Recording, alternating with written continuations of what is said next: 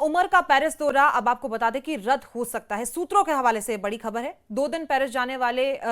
थे सीएम उमर अब्दुल्ला, लेकिन हो सकता है कि अब ये रद्द हो जाए, क्योंकि 23 से 25 सितंबर तक पेरिस यात्रा की उनकी तैयारी थी। राजनीतिक विरोध के चलते अब इसे रद्द कर दिया गया है। हालांकि जब हमने कल प्रतिक्रियाएं पूरे जम्मू कश्मीर से सुनी थी तो उसमें यह भी था कि कुछ लोग इसके पक्ष में थे, कुछ विपक्ष में आए। ये भी कहा गया था कि अगर वो पेरिस जाते हैं तो हो सकता है कि वहां पर टूरिज्म को बढ़ावा मिले,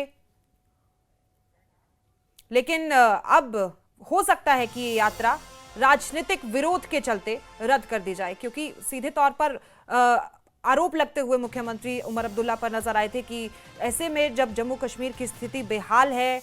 जब जरूरत है, आर्थिक तौर पर पूरी तरीके से बिखर चुका है जम्मू कश्मीर, तो मुख्यमंत्री को सूझ रही है पेरिस यात्रा करने की। लेकिन कुछ लोगों का मानना है कि अगर ऐसा होता है तो सीधे तौर पर जम्मू कश्मीर को इससे फायदा होगा और टूरिज्म को बढ़ावा यहां पर मिलेगा, जिसको लेकर बयान देते हुए भी लगातार मुख्यमंत्री उमर अब्दुल्ला नजर आते रहते हैं कि यहां पर टूरिज्म को बढ़ावा मिलना चाहिए। कुछ ऐसे स्पॉट्स हैं, टूरिस्ट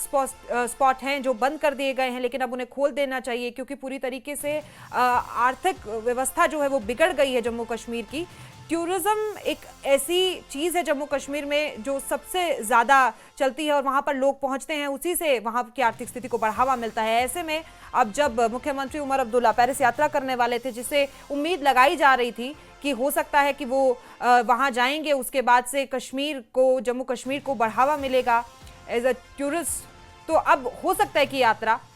रद्द हो जाए। 23 से 25 सितंबर के बीच में ये यात्रा होनी थी और अब हो सकता है कि वो रद्द हो जाए। मुदस्सिर कादरी हमारे सहयोगी हमारे साथ मौजूद है। मुदस्सिर, देखिए, राजनीतिक विरोध ही है या कोई और कारण भी है इनकी यात्रा रद्द होने से? और एक कि वो पेरिस यात्रा पर जाते तो क्या सीधे तौर पर फायदा होता टूरिज्म स्पॉट्स को, जैसा कि लोग कह रहे हैं, मानना है वहां के लोगों का भी?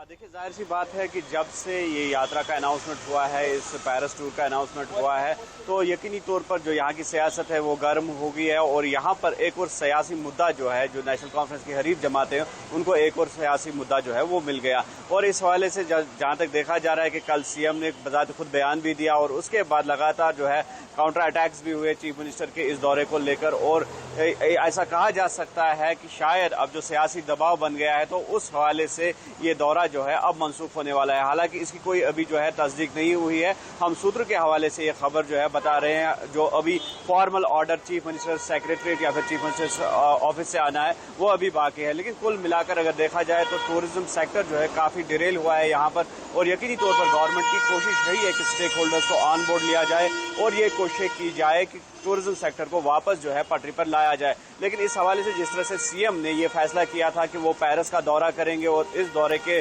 से जो है मजबूत असरात जो है वो यहाँ की टूरिज्म इंडस्ट्री पर मुरतब होंगे, तो कहीं न कहीं उंगलियां उठी है उस दौरे को लेकर। और ये जो कहा जा रहा है, जो स्टेक होल्डर्स है या फिर जो अपोजिशन की जमातें हैं, तो सबसे पहले सीएम को ध्यान जो देना चाहिए था वो यहाँ के डोमेस्टिक टूरिज्म या नेशनल टूरिज्म पे देना चाहिए। अगर सीएम को पेरिस के बजाय वेस्ट बंगाल, मध्य प्रदेश या फिर मुंबई का रुख करना पड़ता तो शायद वहां से कुछ हासिल होता और वहां के जो टूरिस्ट्स है, क्योंकि काफी फ्लो रहता है कश्मीर की टूरिज्म इंडस्ट्री की अगर हम बात करेंगे इन तीनों स्टेट से, और ये मानना है यहाँ के लोगों का, स्टेक होल्डर्स का, कि अगर इन 3 स्टेट्स पे या फिर जो साउथ इंडिया या फिर नॉर्थ इंडिया के स्टेट्स हैं वहां पे स्ट्रेस दिया जाए तो यकीनी तौर पर वहां से टूरिस्ट जो है आ सकता है, इन्फ्लक्स जो है वो बढ़ सकता है। और बजाय इसके आज वो पेरिस चले जाएंगे तो इसके बजाय अगर यहाँ के जो डोमेस्टिक टूरिज्म सेक्टर है या नेशनल टूरिज्म सेक्टर है तो अगर उस पर ध्यान दिया जाए तो हो सकता है टूरिज्म में बढ़ावा हो जाए। तो कुल मिलाकर हम ये कह सकते हैं कि दबाव। खबर पर जानकारी के लिए तो देखिए, पेरिस वो जाने वाले थे,